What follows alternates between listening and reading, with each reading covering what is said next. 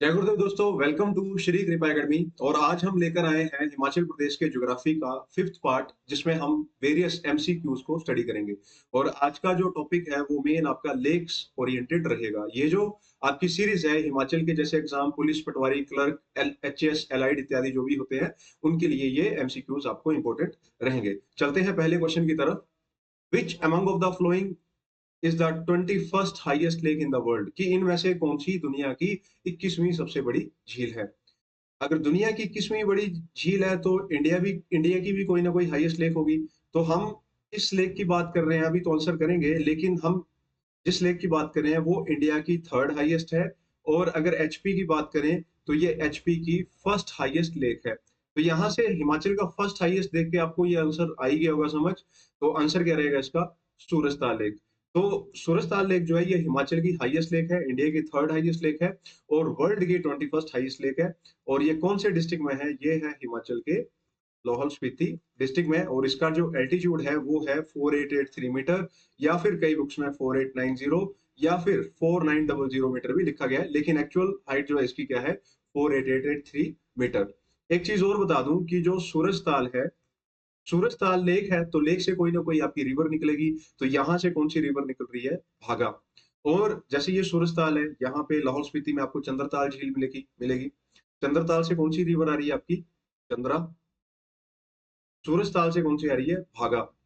सूरजताल से आ रही है भागा। और दोनों एक जगह है, जिस जगह का नाम है तांदी।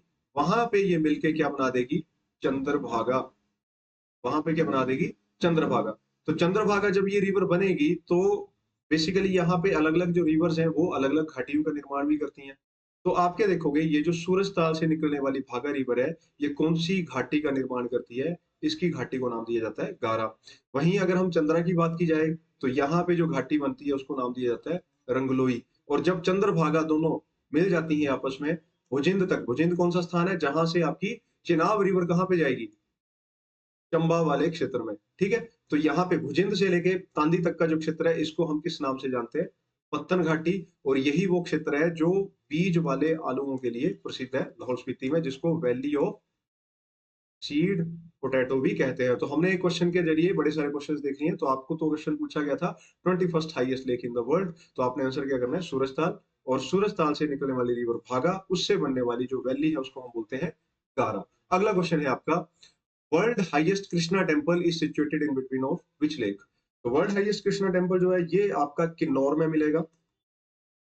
और यहाँ जो झील है उसकी ऊंचाई है आपकी लगभग 3900 मीटर। तो ये जो झील है जहां पे वर्ल्ड हाईएस्ट कृष्णा टेम्पल है, ये है आपकी यूलाकांडा लेक। और ढांग से आपका ट्रैक मिलेगा यूलाकांडा लेक के लिए। और वहां पे आप झील के मध्य क्या देखोगे?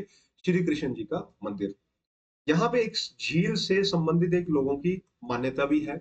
कहा जाता है कि जैसे वहां पे झील में जो किन्नौरी टोपी होती है, या जो आपकी टोपी है, उसको हम क्या उल्टा करके झील में छोड़ देते हैं। अगर हमारी कोई मनोकामना है, कोई मनोकामना है तो उसकी सिद्धि के लिए, या वो प्राप्त होगी नहीं होगी तो उसको जानने के लिए लोग क्या करते हैं?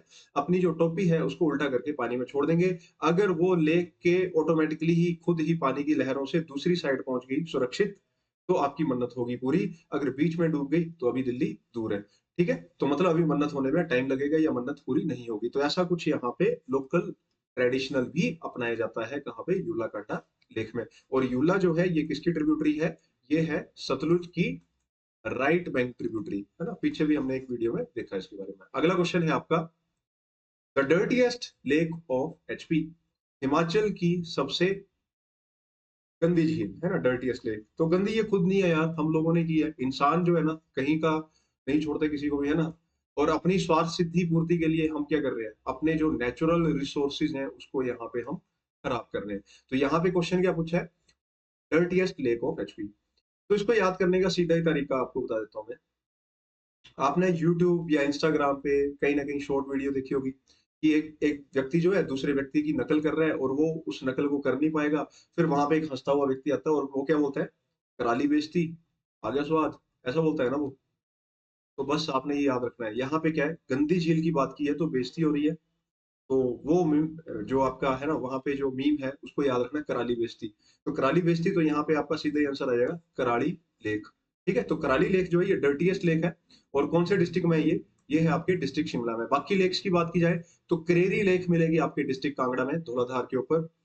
तानू जुब्बर मिलेगी आपको शिमला में, और कारा लेक मिलेगी आपको कहाँ पे, किन्नौर वाले क्षेत्र में। तो कराली लेक जो है वो है शिमला की या फिर हिमाचल की डर्टीएस्ट लेक। अगला क्वेश्चन है आपका, चूज द इनकरेक्ट वन।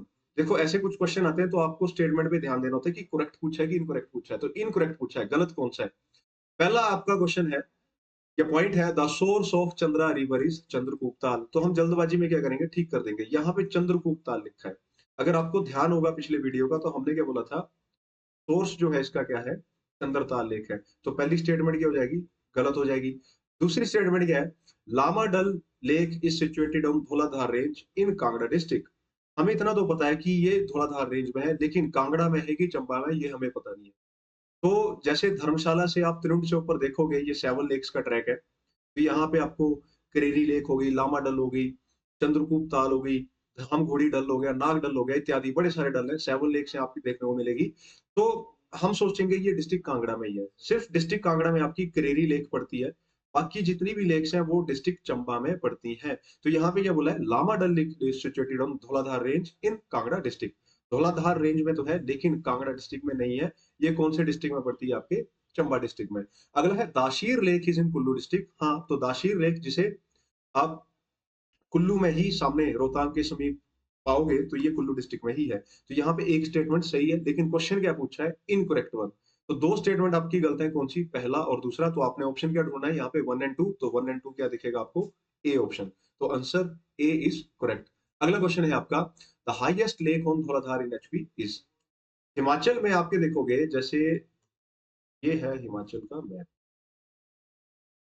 ठीक है, और ये आपका लाहौल स्पीति वाला रीजन आ गया, ये किन्नौर वाला रीजन आ गया, साथ में आ गया शिमला, यहाँ पे लग रहा है आपका कुल्लू, ये लग रहा है आपका मंडी, और ये आपका आ गया चंबा, और ये साथ में आपका कांगड़ा क्षेत्र आ गया। ठीक है, तो आप क्या देखोगे, ये जो शिमला वाला क्षेत्र है, यहाँ से बद्रीनाथ वाले क्षेत्र से उत्तराखंड के धौलाधार रेंज प्रवेश कर रही है, फिर आगे ये कुल्लू मंडी के बीच बॉर्डर बनाएगी।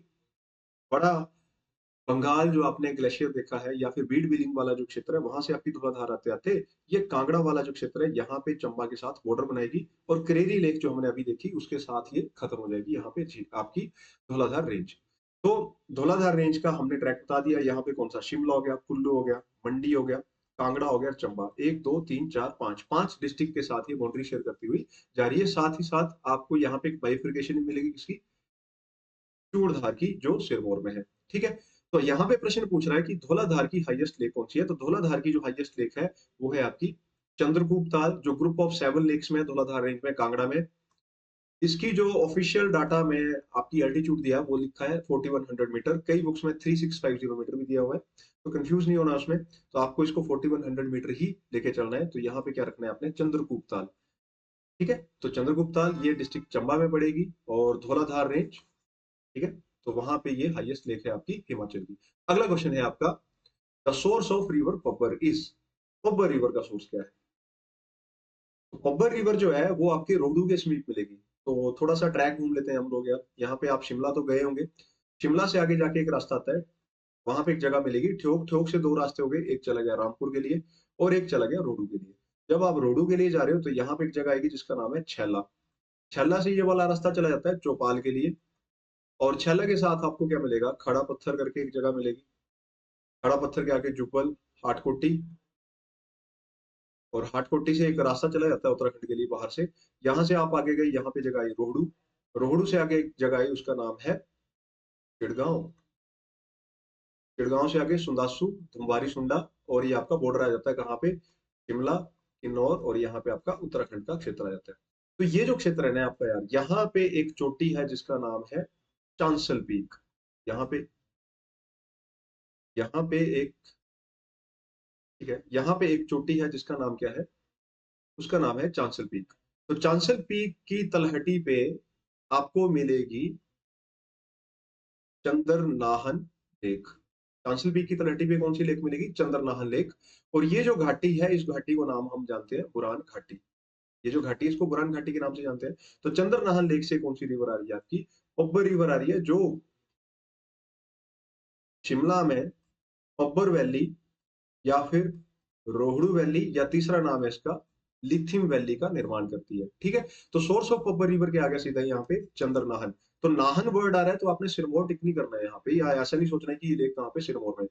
ये लेक जो है आपके कहाँ पे है, डिस्ट्रिक्ट शिमला में है। और हमने दो तीन चीजें क्या देखी, पब्बर रिवर का सोर्स है, और ये जो वैली बनाती है कौन सी, एक आपकी रोहडू वैली का निर्माण करेगी, या फिर इसको हम पब्बर वैली के नाम से भी जानते हैं, या फिर लिथियम वैली का नाम से भी जानते हैं। और पब्बर किसकी ट्रिब्यूटरी है, यमुना जी की, लेकिन ये पहले किसमें मिल जाती है, तोंस रिवर के साथ मिलेगी। तो पब्बर तोंस में मिलेगी और तोंस किसमें मिलेगी, यमुना में।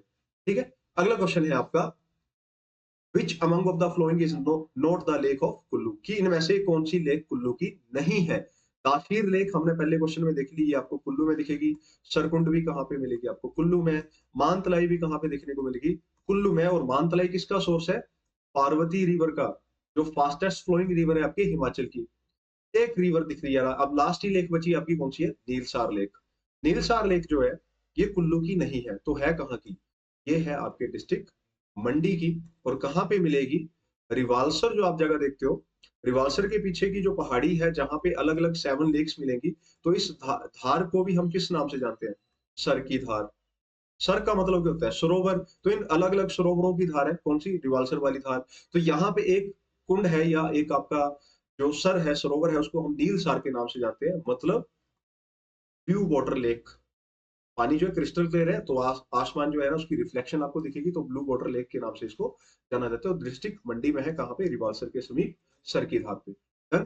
अगला क्वेश्चन है आपका, which lake is also called as lake with floating island.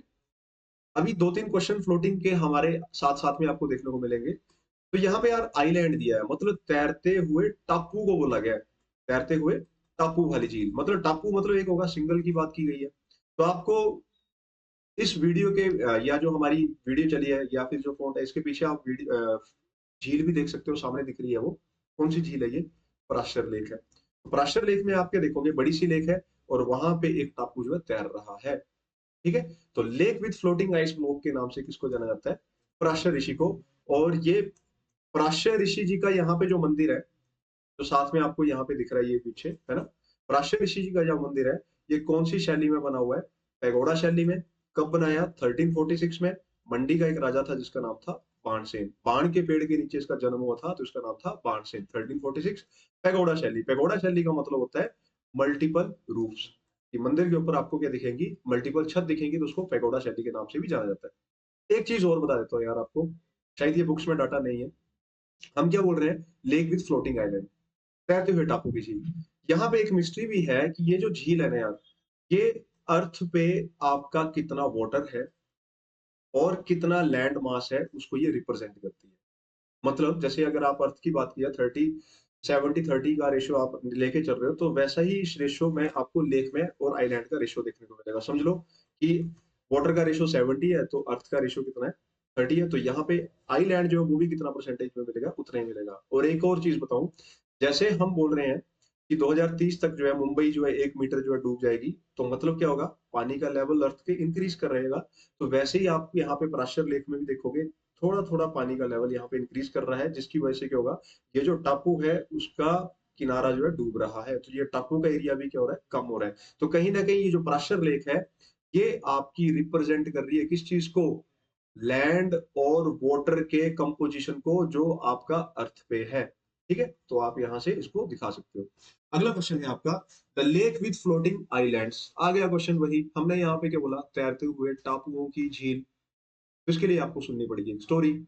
कहा जाता है कि एक हिंदुइज्म में तगड़े ऋषि हुए जिनका नाम था लोमेश ऋषि, तंत्र के विशारद थे।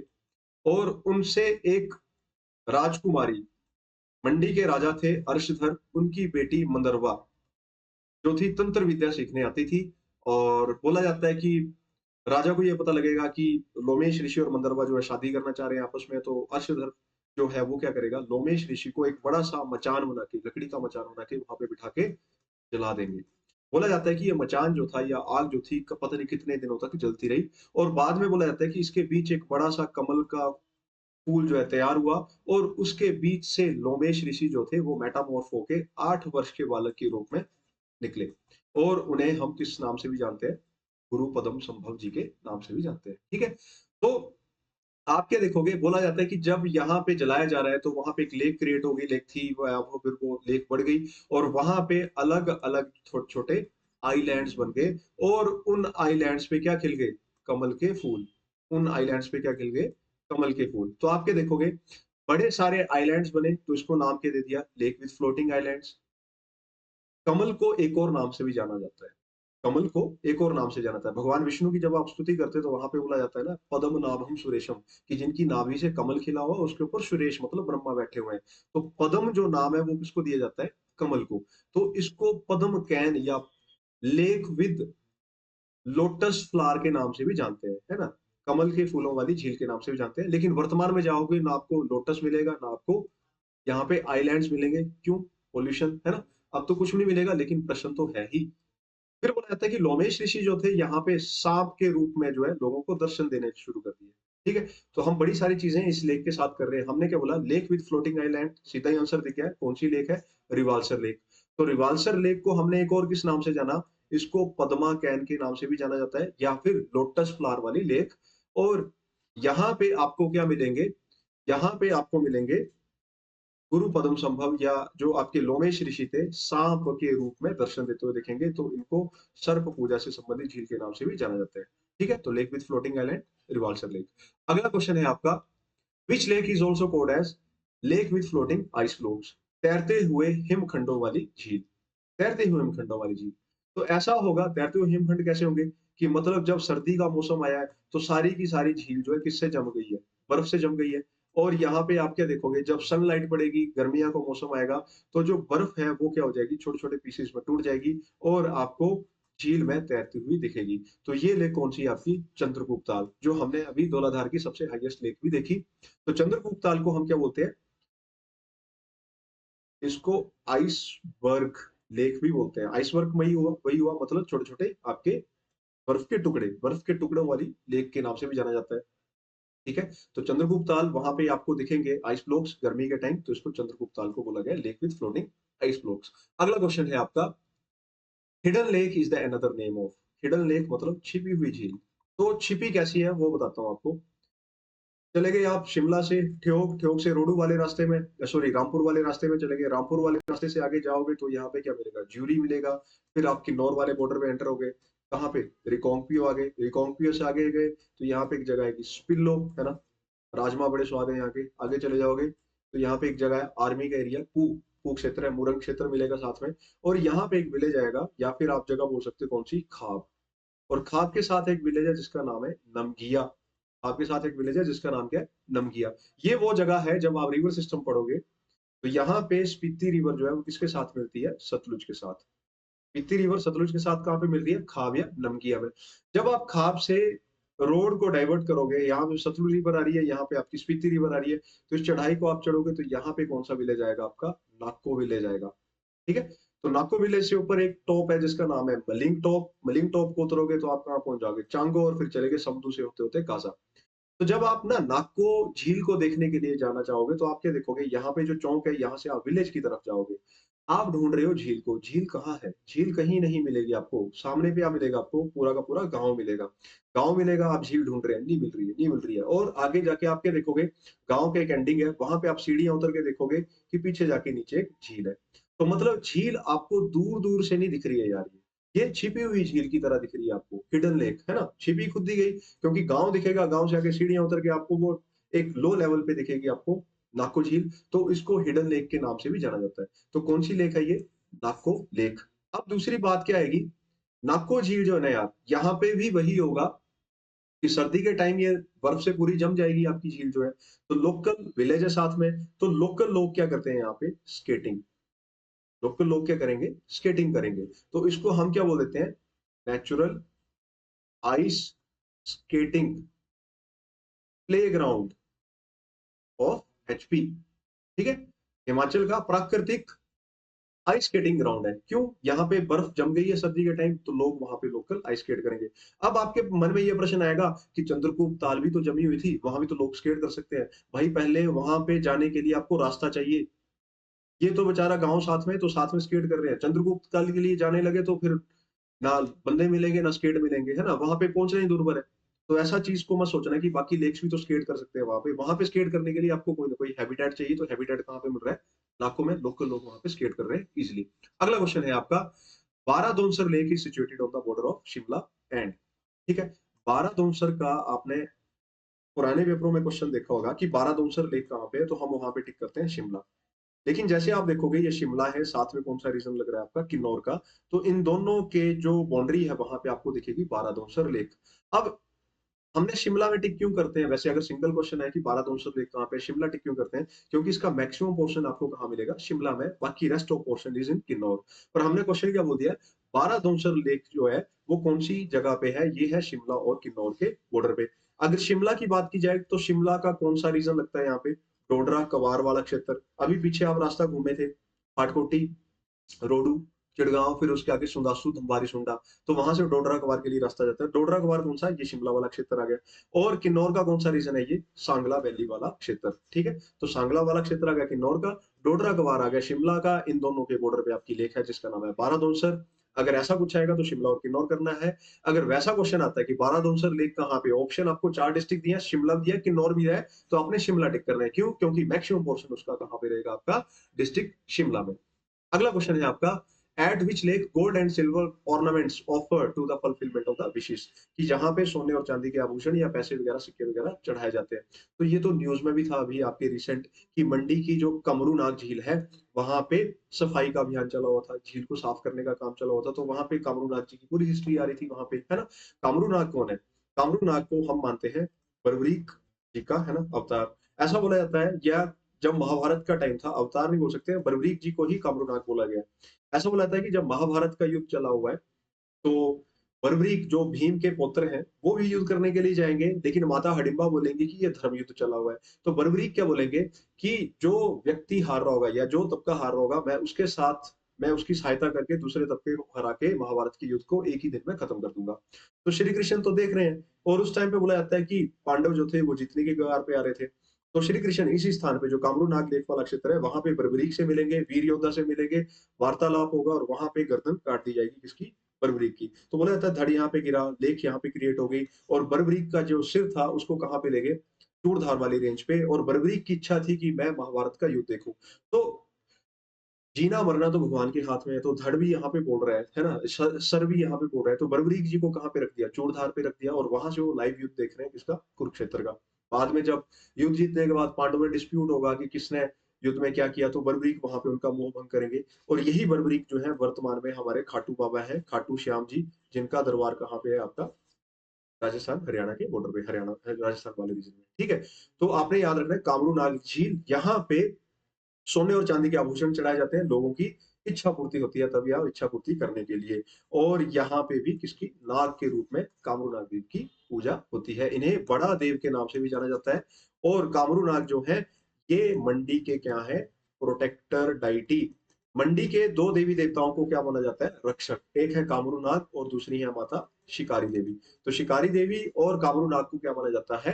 प्रोटेक्टर डेटी ऑफ मंडी, मंडी के रक्षक। तो कामरू नाग जी के साथ हमने बड़ी चीजें यहाँ पे देख ली हैं। तो आपने इस वीडियो को थोड़ा स्लो करके यहाँ पे अपने नोट्स में इसको ऐड ऑन कर लेना है। अगला क्वेश्चन है आपका, nearer to which lake the shrine of three religions are present, तीन धर्मों का धार्मिक स्थल किस लेक के समीप है? तो अभी हमने क्या बात कही? लोमेश ऋषि की बात कही, कहाँ पे? रिवाल्सर में। तो लोमेश ऋषि के आगे हिंदू धर्म से संबंधित आपके एक डाइटी आ गई। हमने बोला कि कमल से निकले वो 8 वर्ष के रूप में किसमें? गुरु पदम संभव जी के रूप में। तो गुरु पदम संभव जो है, रिनपोचे जो है, ये किसमें पूजे जाते हैं? बुद्धिज्म में पूजे जाते हैं। और हम बात करें 1701 के आसपास की, औरंगजेब का टाइम था, तो गुरु गोविंद सिंह जी जो थे वो मंडी वाले रीजन में आए थे, पहाड़ी राजाओं के साथ मिलने आए थे, ताकि वो मिल के किसको? औरंगजेब को हरा सके। तो फंड और लोग इकट्ठा करने के लिए यहाँ पे आए थे। तो गुरु गोविंद सिंह आपके रिवाल्सर में ठहरे थे। तो यहाँ पे आपको क्या मिलेगा? गुरुद्वारा मिलेगा। तो गुरुद्वारा जो रिवाल्सर का है वो किसको डेडिकेटेड है? गुरु गोविंद सिंह जी को। तो हमने यहाँ पे कहानी के साथ ही इसको समझ लिया कि तीन रिलीजन कौन सी लेक के साथ मिलेंगे? वो मिलेंगे आपको रिवाल्सर लेक में। कौन सा? हिंदुइज्म, बुद्धिज्म और सिखिज्म के यहाँ पे आपको धार्मिक स्थल देखने को मिलेंगे, ठीक है। अब ना गुरुद्वारा की बात की है तो आपने क्या याद रखना है? रिवाल्सर का गुरुद्वारा जो है वो गुरु गोविंद सिंह जी को समर्पित है। वहीं अगर मंडी के गुरुद्वारा की बात करूं तो ये गुरु गोविंद सिंह और गुरु नानक देव दोनों को समर्पित है, क्योंकि मंडी में पहले सिख गुरु नानक देव जी भी आए थे, और अंतिम सिख गुरु गुरु नानक गुरु गोविंद सिंह भी आए थे। ठीक है, तो इस क्वेश्चन को आप ऐसे इसको याद कर लीजिएगा। अगला क्वेश्चन है आपका, which among the following is the largest fresh water lake of HP. याद रखना है यहाँ पे क्या लिखा है, लार्जेस्ट लिखा हुआ है, नेचुरल नहीं लिखा हुआ है। एग्जामिनर यही कंफ्यूज करेगा। Largest fresh water lake, Himachal में कहीं कोई समुंदर नहीं है कि यहाँ पे खारे पानी की झील होगी, सारी झीलें फ्रेश वाटर ही होती हैं। लार्जेस्ट ना ही यहाँ पे नेचुरल पूछा है, ना ही आपका मैन मेड पूछा है, लार्जेस्ट पूछा है। तो लार्जेस्ट के मुकाबले आप क्या देखोगे, गोविंद सागर, ये क्या है, गोविंद सागर झील आपको देखने को मिलेगी। गोविंद सागर, गोविंद सागर झील जो कहाँ पे है, आपके बिलासपुर और ऊना के बॉर्डर पे देखने को मिलेगी। और इस पे एक डैम बना हुआ है, भाखड़ा डैम। भाखड़ा डैम का निर्माण जब 1963 में कंप्लीट हो गया था, तो सतलुज रिवर पे एक लेक बनी जिसका नाम रखा भाखड़ा लेक या फिर गोविंद सागर लेक। और ये हिमाचल की सबसे बड़ी फ्रेश वाटर लेक है। इसका जो एरिया है वो कितना है, 168 स्क्वायर किलोमीटर। ध्यान देना यहाँ पे क्या पूछा है, लार्जेस्ट फ्रेश वाटर लेक, तो लार्जेस्ट फ्रेश वाटर लेक आएगी गोविंद सागर। अगर यहाँ पे लार्जेस्ट नेचुरल वर्ड यूज कर लिया होता तो आ जाती आपकी कौन सी, रेणुका जी। तो क्या जाती, रेणुका जी जो सिरमौर में है, जिसका डाया कितना है, 3.214 किलोमीटर। सरकमफ्रेंस की बात की जा रही है। इसका जो घेरा है वो कितना है, 3.214। और इसका क्या है, एरिया है 168 स्क्वायर किलोमीटर। ठीक है, और गोविंद सागर लेक की जो लेंथ है वो कितनी है, याद रखना, 88 किलोमीटर। कहां से कहां तक, भाखड़ा से लेके सलापड़ तक। ये झील कहां तक फैली हुई है, भाखड़ा से सलापड़ तक। तो इसकी लेंथ क्या है, 88। देखो ना, मतलब क्या हो, जैसे समझ लो ये रिवर जा रही है, तो यहाँ पे डैम बन गया तो रिवर फैलेगी, ऐसे ऐसे फैल गई। तो ये जो फैलने वाला ये तो एरिया आ गया, लेकिन जो एक्चुअल ट्रैक था वो क्या है, 88 किलोमीटर का, कहां से, भाखड़ा से लेके सलापड़ तक। तो एरिया 168, लेंथ आएगी 88 किलोमीटर। अगला क्वेश्चन है आपका, लास्ट क्वेश्चन है, Panch Pandav tree present near to which lake. तो ये अभी आपके एलआईडी के पेपर में पूछा गया था, पंच पांडव पेड़। पंच पांडव पेड़ जो है ये आपको कहाँ पे देखने को मिलेगा, खजियार लेक के समीप। कहा जाता है ये जो पेड़ है इसकी 6 टहनियां आपको यहाँ पे देखने को मिलेगी। 5 टहनियां 5 पांडवों को शो करती है, और छठी टहनी जो है वो द्रौपदी को शो करती है। साथ में ही आपको खजिया नाग जी का मंदिर भी देखने को मिलेगा। ठीक है, खजियार जो है इसको एक और नाम से जाना जाता है, इसे हम किस नाम से जानते हैं, मिनी स्विट्जरलैंड। स्विट्जरलैंड है ना, स्विट्जरलैंड, मिनी स्विट्जरलैंड के नाम से जाना जाता है, या फिर इसको गुलमर्ग ऑफ एचपी के नाम से भी जानते हैं, हिमाचल का गुलमर्ग। अगला प्रश्न क्या बनता है इसका, कि मिनी स्विट्जरलैंड का नाम किसने दिया था। तो एक अंग्रेज अधिकारी थे जिनका नाम क्या था, विली पी ब्लेजर। इन्होंने 7 जुलाई 1992 को खजियार को मिनी स्विट्जरलैंड का दर्जा दिया।